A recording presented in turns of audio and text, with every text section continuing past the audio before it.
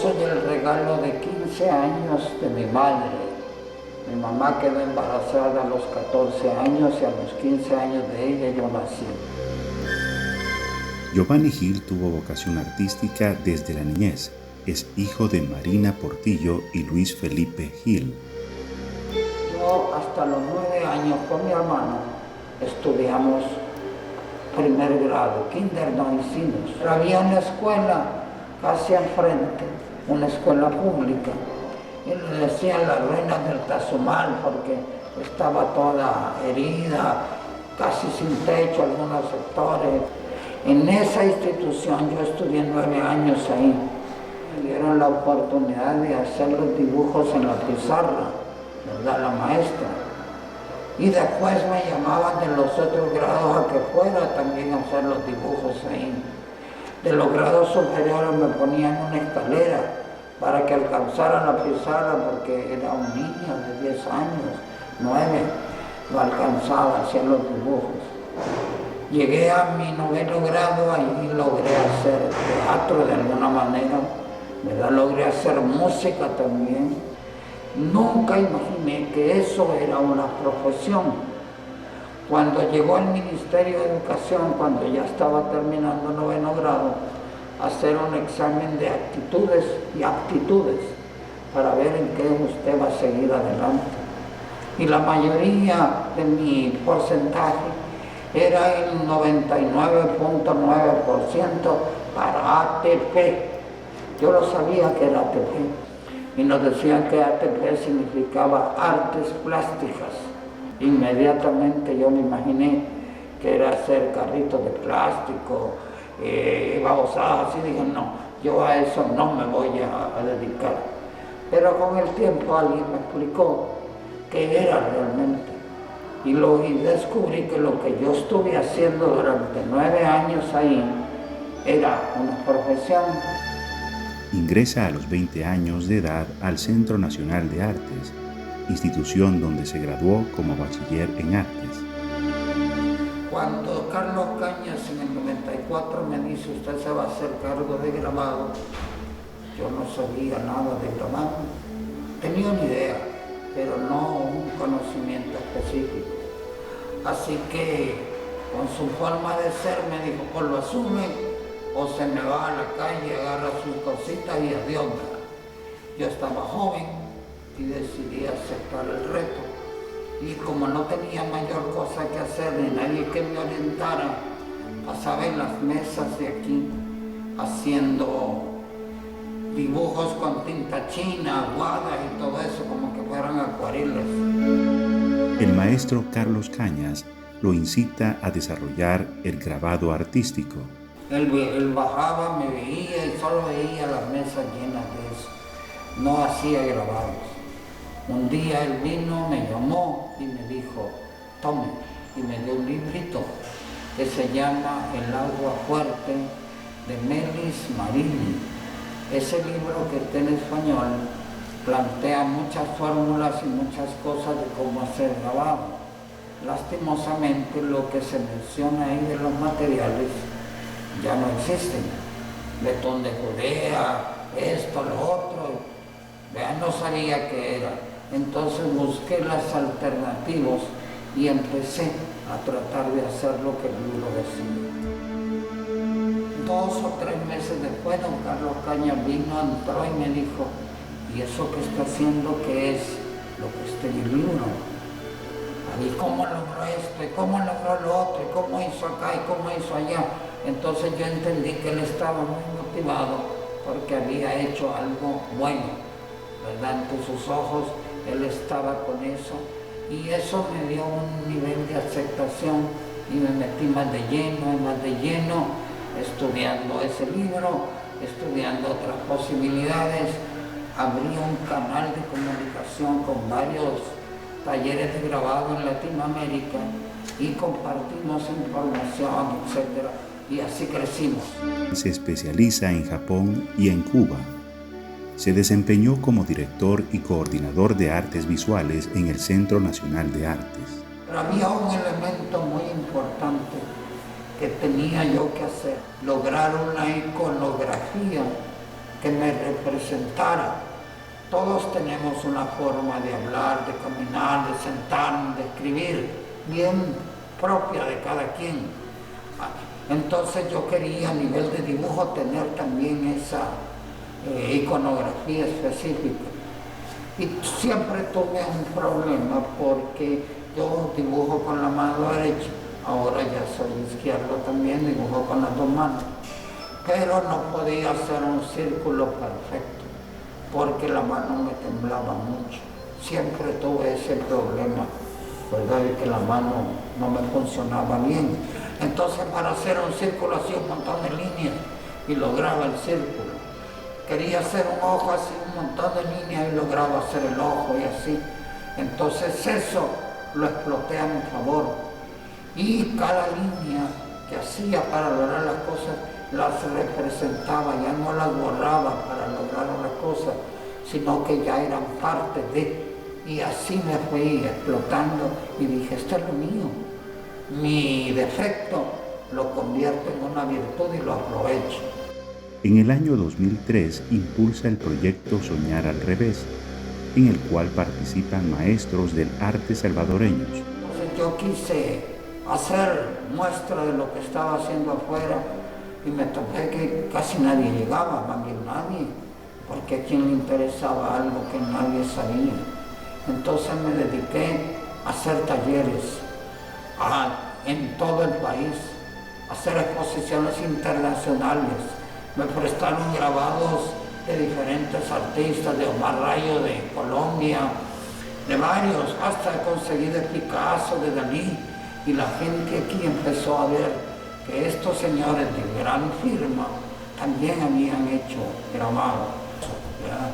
Entonces decidí crear un proyecto que era un símil de grabado el nombre, y lo llamé Soñar al Revés. La verdad es que es un poema que don Carlos Cañas escribió y que lo llamó Soñar al Revés. El término se hizo muy popular y yo me sentí un poquito avergonzado porque yo se lo había robado a Carlos Cañas y fui a su casa y le conté y me dijo, no se preocupe, el término yo se lo robé a un poeta español, así que el ladrón que roba al ladrón tiene perdón.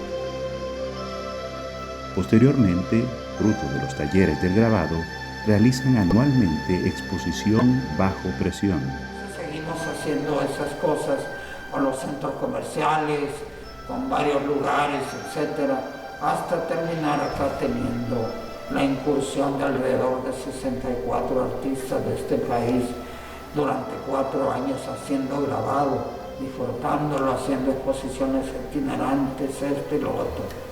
Eso me ayudó a quitar el velo, ¿verdad? Y que la gente se diera cuenta de otras cosas.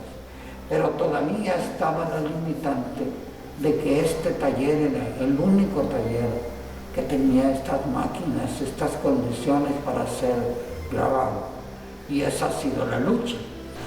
No se ha ganado todavía la lucha, continúa, ¿verdad?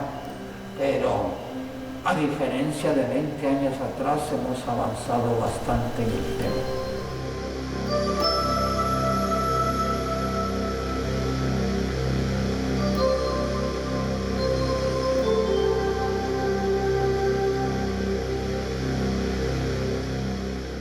A mí me decía Camilo Minero, hoy Armando Solís, que el grabado tenía que ser blanco y negro y de denuncia social, porque así en los años anteriores las revoluciones bolcheviques, etcétera, todas habían sido de esa naturaleza. Pero yo tenía la orientación pedagógica de cómo en Asia se trabaja el grabado y ellos usan el color, ¿verdad? Otra forma de ver las cosas, y yo hacía esas cosas y hacía lo social, pero también mi trabajo, mi inspiración, lo que me gustaba hacer. Empecé a ver el grabado como un nexo hacia la acuarela o a la pintura o otra disciplina. Es más, así lo trato, como que estuviera pintando o dibujando.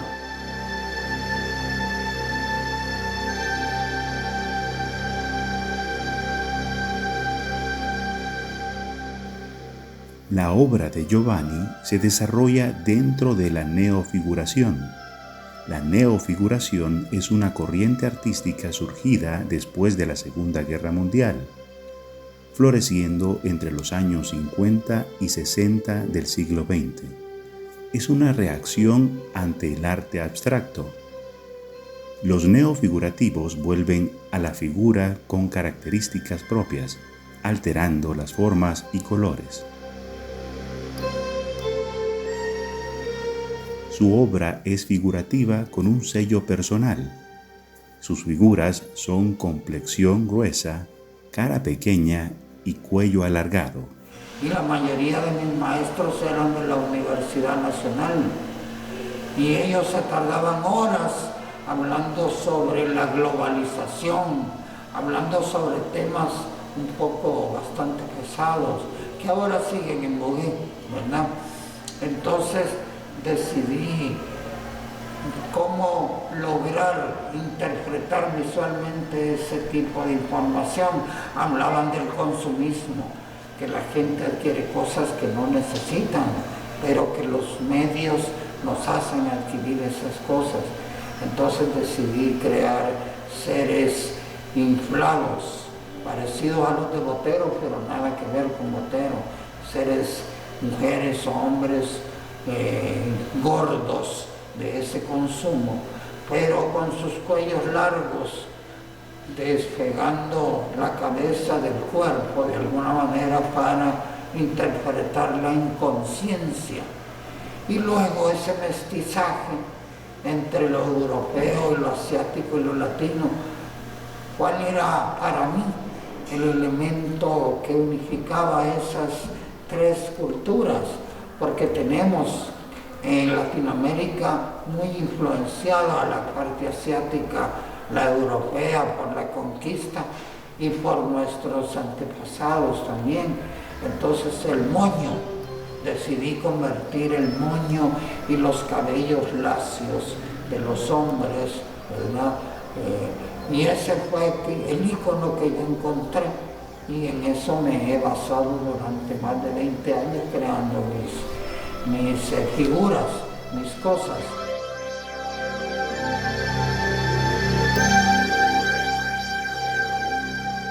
A diferencia de grabadores insignes como Camilo Pinero y Armando Solís, que trabajan el grabado en blanco y negro, Gil incorpora el color en sus trabajos plásticos.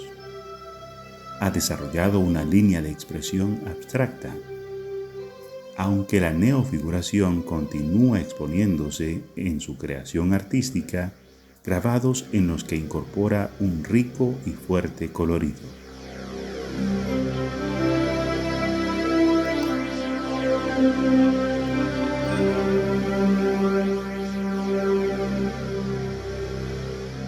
Yo creo que los artistas a estas alturas no podemos darnos el lujo de buscar un momento o un espacio para producir. Tenemos que estar las 24 horas del día y los 7 días de la semana pensando en nuestro trabajo. Siempre estoy inmerso entre el eterno, la familia y la producción gráfica. Para mí esto es un ritual mágico que tiene elementos de todas las artes implícitos. No hay un momento, no existe, por lo menos para mí no existe un momento. Todos los momentos son importantes.